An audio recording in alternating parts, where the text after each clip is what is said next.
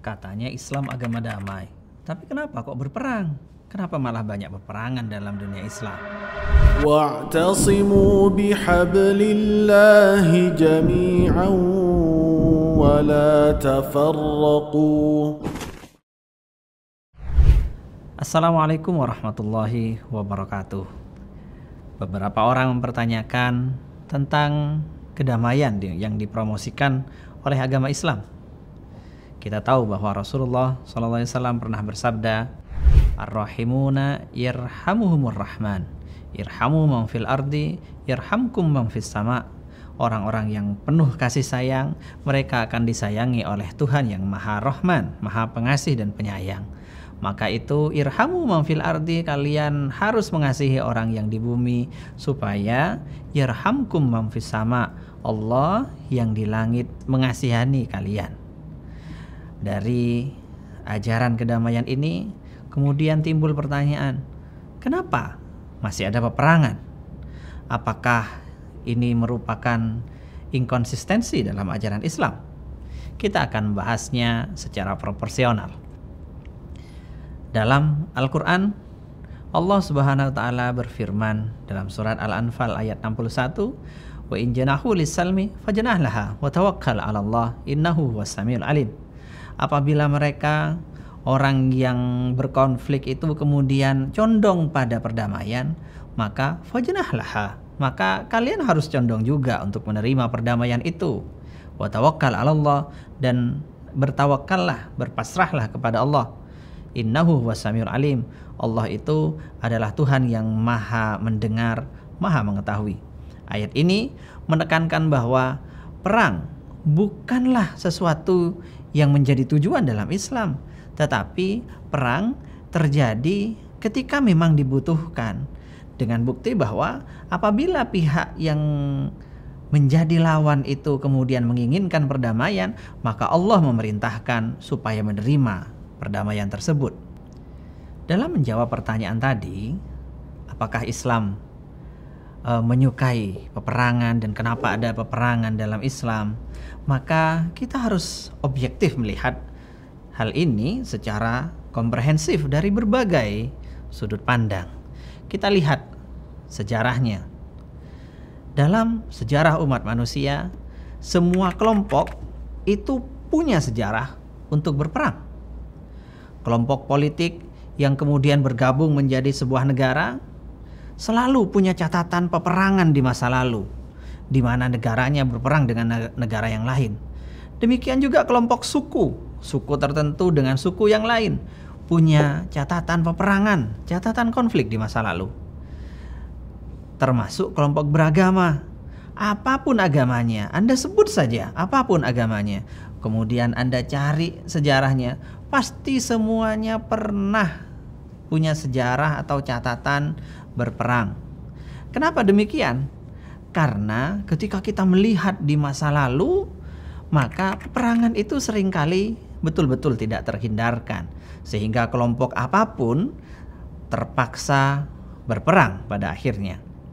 Kemudian bahkan kelompok yang tidak beragama sekalipun itu juga punya sejarah peperangan. Beberapa contoh misalnya, kita lihat pada revolusi Prancis, kemudian kita lihat pada kasus Uni Soviet, atau pada kasus Mongolia, yang mereka semuanya sebenarnya adalah kelompok tidak beragama. Mereka tidak mendukung agama apapun, bahkan mereka memaksakan ateisme kepada orang-orang yang tidak sependapat, sehingga negaranya menjadi negara yang katakanlah tidak mengenal agama. Intinya apa dari semua ini? Tidak fair apabila kita menyorot peperangan dalam sejarah Islam saja dan lalu kita terkesan mengabaikan sejarah peperangan yang dilakukan oleh pihak lain. Padahal bukan hanya Islam loh. Semua kelompok apapun itu yang Anda anggap sebagai kelompok yang benar, dalam sejarahnya pasti punya cerita peperangan. Maka kita jangan memvonis Islam seolah Islam saja yang harus dihukum karena sejarah yang sama, karena semua mengalami hal yang sama. Dan kita harus melihat juga bagaimana geopolitik di masa lalu. Di seluruh dunia saat itu ada suatu keniscayaan bahwa kalau tidak menaklukkan maka akan menjadi pihak yang ditaklukkan. Jadi di sana di masa lalu orang-orang yang hebat akan terpaksa menaklukkan kelompok lain yang mengancam dirinya, karena kalau tidak dia akan menjadi pihak yang ditaklukkan. Jadi ini sebenarnya adalah pembahasan geopolitik, bukan pembahasan agama. Semua pihak pernah melakukan peperangan itu bukan karena ajarannya, bukan karena agamanya, tetapi karena memang iklim geopolitik di masa lalu seperti itu. Silahkan buka sejarah negara apapun, kerajaan apapun, selalu ada kisah peperangan dan kemudian ada kisah kepahlawanan di situ. Jangan lupa, di mana ada kisah kepahlawanan, di situ ada kisah perang. Kemudian kalau kita kaitkan ini dengan Islam, maka itu sebenarnya tidak tepat. Kenapa? Karena Islam ini agama, dan agama ini kepercayaan. Dan kepercayaan ini tempatnya dalam hati. Mana mungkin wilayah hati ini bisa dipaksa-paksa. Ini bukan sesuatu yang bisa didikte oleh orang lain. Sehingga dalam Islam kemudian terkenal sekali firman Allah, la ikraha fid din. Tidak ada pemaksaan dalam agama, sebab memang agama tidak bisa dipaksakan begitu saja. Kalau orang memang sudah tidak percaya, ya tidak bisa dipaksa untuk menjadi percaya. Dan harus dicatat bahwa perang dalam Islam itu punya berbagai konteks yang berbeda. Misal, yang pertama adalah konteksnya dalam rangka mempertahankan diri. Allah berfirman dalam surah Al-Baqarah 190, وَقَاتِلُوا فِي سَبِيلِ اللَّهِ الَّذِينَ يُقَاتِلُوكُمْ وَلَا تَعْتَدُوا إِنَّ اللَّهَ لَا يُحِبُّ الْمُعْتَدِينَ. Silakan kalian perangi di jalan Allah orang-orang yang memang menyerang kalian, memang memerangi kalian. Jadi konteksnya adalah mempertahankan diri. Tetapi itu pun dengan catatan wala ta'tadu. Kalian jangan berlebihan dalam memerangi seperti itu. Karena innallaha la yuhibbul mu'tadin. Allah tidak suka orang-orang yang berlebihan meskipun dalam rangka mempertahankan diri sekalipun. Ayat yang lain Allah berfirman, faqatil fi sabilillahi la tukallafu illa nafsak wa harridil mu'minin. Allah berfirman supaya berperang di jalan Allah dan memberikan semangat, mendorong kaum mukminin supaya mau berperang. Kenapa alasannya? Bukan untuk glory atau kejayaan yang bersifat duniawi, tidak. Tetapi dalam lanjutannya Allah memberi catatan, asallahu ayyakuffa ba'sal ladina kafaru. Semoga saja dengan peperangan tersebut Allah bisa menolak ancaman dari orang-orang yang kafir. Jadi konteksnya adalah mempertahankan diri. Kemudian dalam ayat lainnya Allah Subhanahu wa taala berfirman, wa inna kathu aymanahum mim ba'di ahdihim wa ta'anu fi dinikum faqatilu a'immatal kufri innahum la aymana lahum la'allahum yantahun. Apabila mereka sudah melanggar perjanjian yang sudah dibuat, kemudian mereka wa ta'anu fi dinikum, mereka menyerang agama kalian, mereka menjadi perusuh dalam agama kalian, maka faqatilu a'immatal kufri, silakan perangi para pemimpin-pemimpin kafir yang memang memusuhi itu. Innahu la aymana lahum la'allahum yantahun. Mereka itu memang suka melanggar janji, mereka tidak dapat dipercaya, sehingga dengan pembalasan itu diharapkan la'allahum yantahun, mereka bisa berhenti melakukan pelanggaran tersebut. Jadi ini konteksnya. Kemudian ada konteks lain di mana peperangan dilakukan dalam rangka menegakkan hukum supaya terjadi ketertiban sosial. Dalam Al-Hujurat ayat 9 Allah berfirman, wa in ta'ifatani minal mu'minina iqtatalu fa aslihu bainahuma. Apabila ada dua kelompok mukmin yang saling berperang, maka kalian harus mendamaikan antara keduanya. Fa in baghat ihdahuma 'alal ukhra, apabila salah satunya kemudian tetap membangkang, tetap ingin memerangi pihak lain, maka faqatilul lati tabghi hatta tafi'a ila amrillah. Maka silahkan kalian perangi orang yang membangkang tersebut, orang yang membuat ricuh tersebut, sampai mereka kembali pasrah kepada keputusan Allah. Itu artinya peperangan dalam rangka penegakan hukum. Dan ini menjadi keniscayaan dan ini dipakai oleh semua negara, semua kalangan. Hingga saat ini pun orang-orang yang berperang selalu punya alasan untuk membenarkan peperangan mereka dalam rangka menegakkan hukum. Kemudian konteks lain yang disebutkan dalam Al-Quran adalah untuk membela kaum tertindas. Allah berfirman dalam surat Al-Hajj 39, Udhina lilladzina yuqataluna bi'annahum zulimu. Telah diizinkan berperang bagi orang-orang yang diperangi sebab mereka posisinya sedang dianiaya. Wa innallaha ala nasrihim laqadir. Dan sesungguhnya Allah benar-benar maha kuasa menolong mereka itu. Artinya peperangan diizinkan untuk membela orang-orang yang tertindas, orang-orang yang lemah. Dan ini pun diterima dalam logika umum hingga saat ini. Kemudian dalam ayat lain Allah Subhanahu wa taala menyinggung lebih detail tentang bagaimana harapan dari orang-orang yang lemah, orang-orang yang tertindas, yang mereka butuh bantuan. Dalam surat An-Nisa ayat 75 Allah berfirman, "Wa ma lakum la tuqatiluna fi sabilillah." Apa yang membuat kalian tidak mau berperang fi sabilillah? Wal mustad'afina minar rijali wan nisa'i wal wildani alladziina yaquluna rabbana akhrijna min hadhil qaryati dzalimi ahluha waj'al lana min ladunka waliyya waj'al lana min ladunka nasira. Padahal di situ ada orang-orang yang lemah.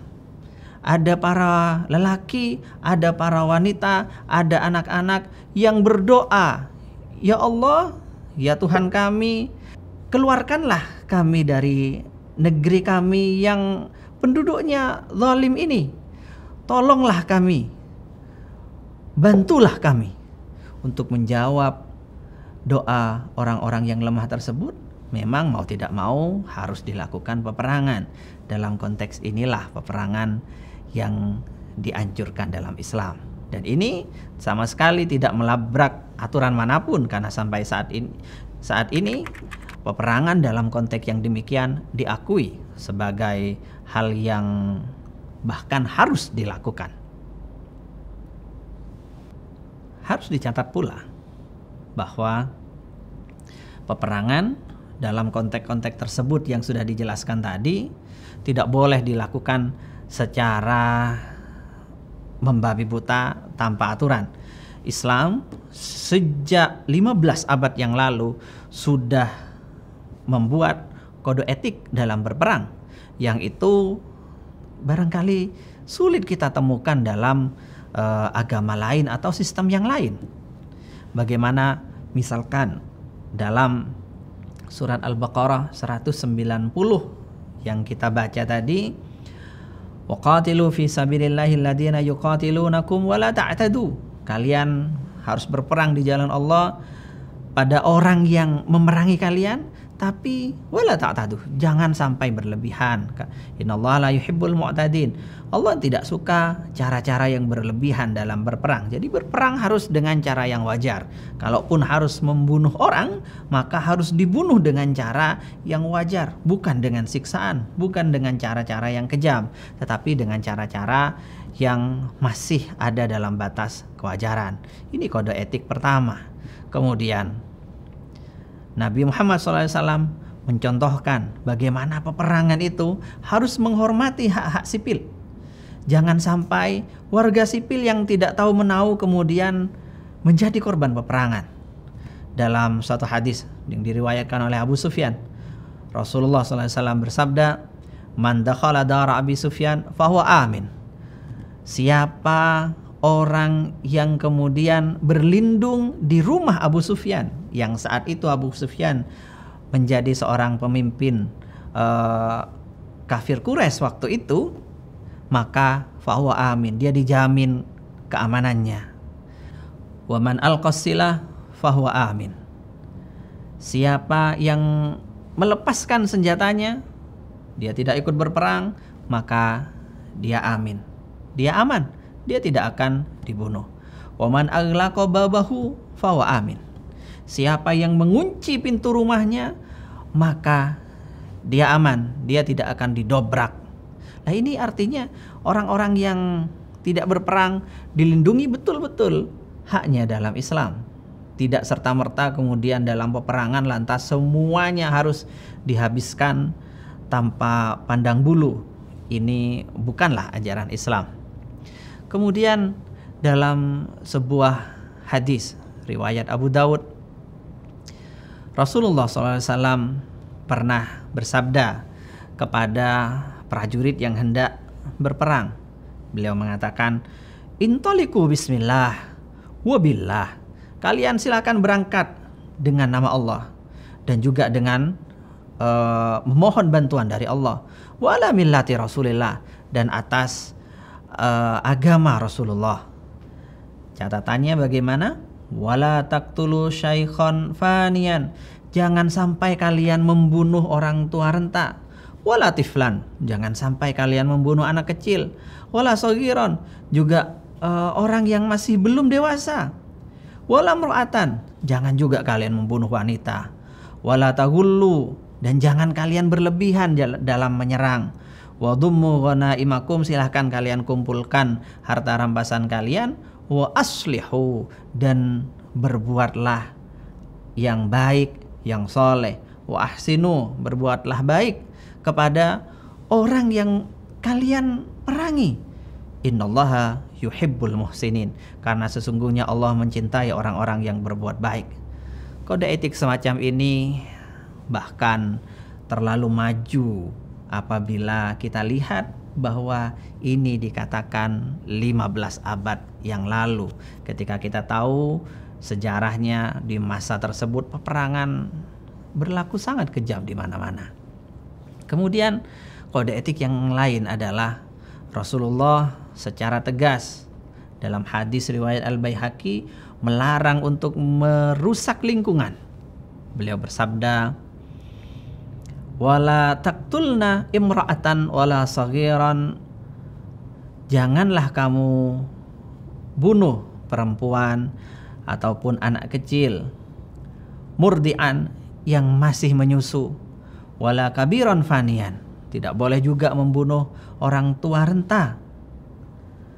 La tugrikunna nakhlan. Jangan pula kalian merusak pohon kurma. Pohon kurma di masa itu merupakan tanaman pokok, ya. Jangan sampai itu dirusak. Wala taqta'na syajaran. Jangan kalian menebangi pohon-pohon. Wala tahdimu baitan. Jangan sampai kalian merobohkan rumah-rumah. Ini adalah kode etik yang sepertinya akan sulit untuk dicari di tempat lain. Bahkan peperangan modern sekalipun yang itu sudah bertebaran teori-teori tentang hak asasi manusia, tidak melakukan hal itu. Justru dalam peperangan modern kita kenal istilah collateral damage, yaitu kerusakan yang tidak bisa dihindari, di mana orang sipil, warga-warga sipil kemudian kehilangan nyawanya dalam peperangan-peperangan yang kejam. Jadi sebenarnya umat Islam justru lebih maju dalam hal ini. Kemudian dipertegas lagi bahwa non-muslim yang tidak memerangi orang Islam, maka mereka harus diperlakukan dengan baik. Tidak ada larangan untuk memperlakukan mereka dengan baik. Allah Subhanahu wa taala berfirman dalam surat Al-Mumtahanah ayat 8, la yanhaakumullahu 'anil ladzina lam yuqatilukum fid din wa lam yukhrijukum min diyarikum an tabarruhum wa tuqsitu ilaihim. Allah sama sekali tidak melarang kalian untuk berbuat baik pada non-muslim yang tidak memerangi kalian, tidak memerangi agama kalian, dan tidak mengusir kalian dari daerah kalian. Kalian boleh berbuat baik kepada mereka dan berbuat adil kepada mereka. Innallaha yuhibbul muqsitin. Sesungguhnya Allah menyukai orang-orang yang berbuat baik itu. Artinya berbuat baik pada non-muslim yang tidak melakukan serangan, tidak melakukan kejahatan pada orang Islam, itu adalah menjadi akhlak yang diutamakan dalam Al-Quran. Karena itu kita bisa menyimpulkan bahwa Islam memandang peperangan secara proporsional. Peperangan tidak dilakukan bukan sebab Islam menyukai peperangan, tapi justru menginginkan terjadinya stabilitas dan mempertahankan keadilan. Dan ini merupakan suatu keniscayaan sehingga negara paling cinta damai pun selalu mempunyai angkatan bersenjata, dan itu untuk persiapan berperang. Karena itu kita harus mampu melihat bahwa peperangan tidak selalu menunjukkan ketiadaan kasih sayang atau harus dibenturkan dengan ajaran kasih sayang. Karena kadang peperangan justru diperlukan untuk menunjukkan kasih sayang itu sendiri. Jadi jangan lagi membenturkan antara kasih sayang dan peperangan, karena dalam konteks tertentu itu justru bisa berjalan beriringan. Wassalamualaikum warahmatullahi wabarakatuh. واعتصموا بحبل الله جميعا ولا تفرقوا